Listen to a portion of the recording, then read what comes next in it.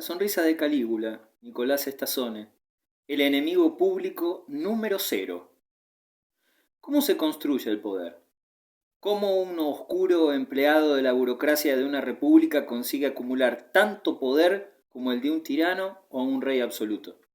En estos últimos regímenes de formato y esencia autoritarias, este poder absoluto parece más fácil de explicar, pero en una república, emperifollada con todos sus ropajes democráticos, legales y constitucionales, ¿cómo puede explicarse que un hombre alcance un poder tal que le permite ejercer su cargo durante 50 años y transcurrir, sin demasiados tropiezos, los avatares políticos de 8 administraciones distintas?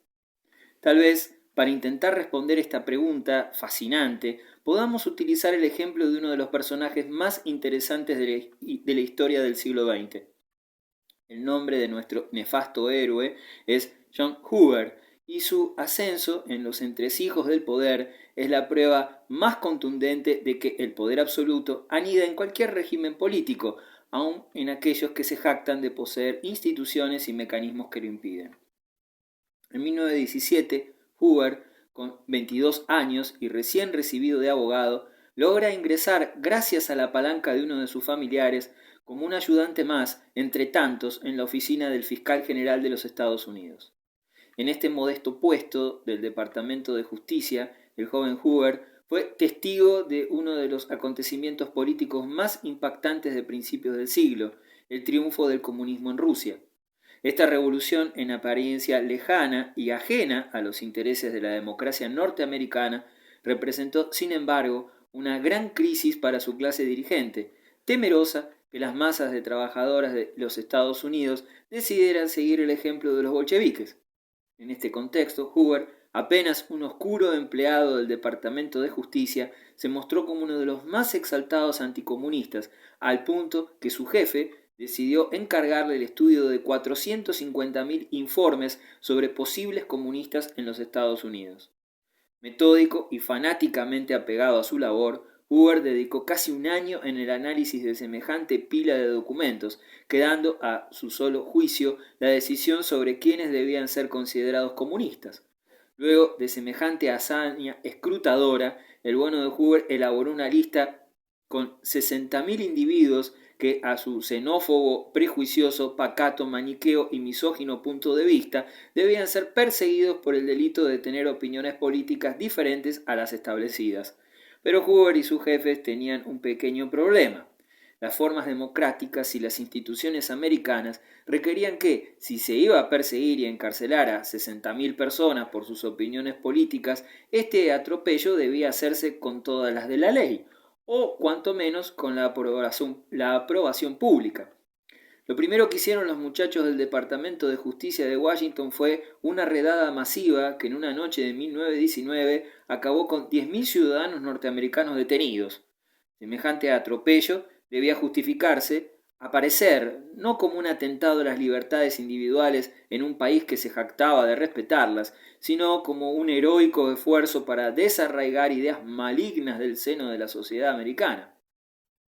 Para lograr semejante efecto era necesario crear un personaje malvado, una figura que, a los ojos de la opinión pública, representase todos los supuestos vicios del comunismo. La figura elegida fue la de una dama de mediana edad llamada Emma Goldman. Encantados con la noticia, los diarios norteamericanos se abalanzaron sobre la tremenda historia de esta verdadera villana. En primer lugar, en su lista de pecados, la pérfida Goldman era rusa. En realidad no lo era porque era lituana, pero a los ojos de los lectores de diarios en los Estados Unidos era más o menos lo mismo. A esto debía sumársele que la enemiga pública número uno de la nación era anarquista, algo así como un grado más terrible en la escala de vilezas por encima del comunismo. De origen judío y, por si fuera poco, era además feminista, militaba a favor del voto femenino y, como frutilla del postre, había editado una serie de folletos en donde abogaba por el amor libre.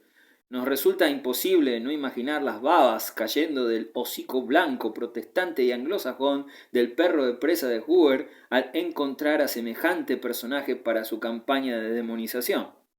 Acicateado por los periódicos, los buenos lectores En vez de escandalizarse por el atropello de encarcelar y perseguir a 10.000 ciudadanos por sus opiniones políticas, salieron a las calles a reclamar la inmediata deportación a Rusia de la malvada Goldman y con ella la de todos los que opinaban igual. La avanzada anticomunista del Departamento de Justicia entre 1917 y el 19 acabó en la deportación de 250 personas de las 60.000 que aparecían en los informes analizados por Hoover, resultado escaso que no se compara al éxito obtenido en la campaña de demonización y temor que se generó en la sociedad americana respecto a las ideas políticas o a las conductas sociales que se salieran del canon. Otra de las consecuencias de semejante zafarrancho fue el de encumbrar a Hoover, que se convirtió en el héroe de esta campaña por la moralidad y los valores americanos, al frente de la Oficina de Investigaciones en Washington. Pero ¿cómo era este organismo? Estados Unidos es un país que se muestra en extremo celoso en la defensa de su federalismo. Hasta esos años, cada estado poseía una policía local encargada de investigar y esclarecer los delitos producidos en sus distritos sin que ninguna de ellas pudiera superar los límites de su jurisdicción. La oficina de investigaciones de la que Hoover se había hecho cargo estaba maniatada en su accionar por esta estructura rígida y su jurisdicción policíaca y de investigaciones se limitaba entonces a la ciudad de Washington y a las oficinas públicas. A estas limitaciones legales, el organismo comandado por Hoover no tenía derecho al uso de armas de fuego y requería del permiso de las policías estatales para realizar cualquier investigación. Molesto con semejantes restricciones y soñando con comandar un organismo fuerte y con jurisdicción en todos los estados, Hoover se decidió a conseguir su objetivo y para alcanzarlo utilizó el mismo método que le había permitido escalar a la cima de su oficina, el de construir un monstruo. En aquellos primeros años de la década del 20, Estados Unidos aparecía aterrorizada por el accionar de audaces bandas de atracadores de bancos que, aprovechando las limitaciones legales de las policías estatales, saltaban de jurisdicción en jurisdicción asaltando bancos, seguros de su impunidad ante las trabas legales de aquellos que debían perseguirlos.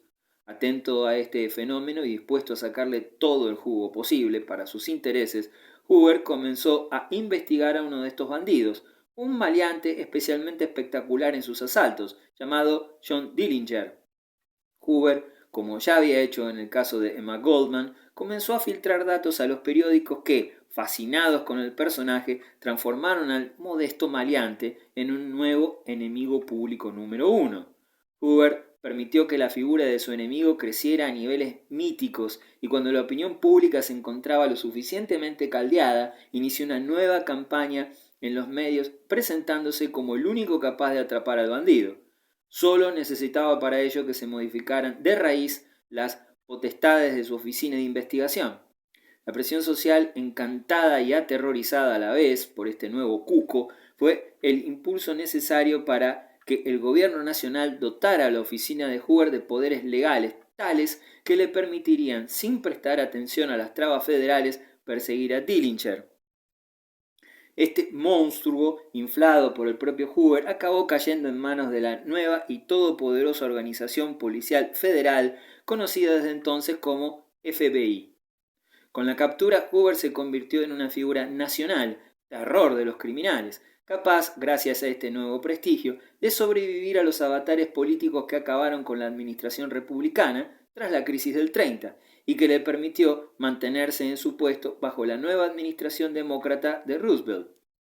La historia y los avatares de nuestro héroe superan los límites de estas pocas líneas y sus posteriores maniobras, chantajes y demás manipulaciones serán los protagonistas de ulteriores artículos. Hemos deseado tan solo trazar un esbozo de los primeros años en la carrera por el poder de Hoover, gran constructor de monstruos y enemigos públicos, figuras necesarias en el contrapunto maniqueo que lo ponía a él y a su organización del lado de los héroes.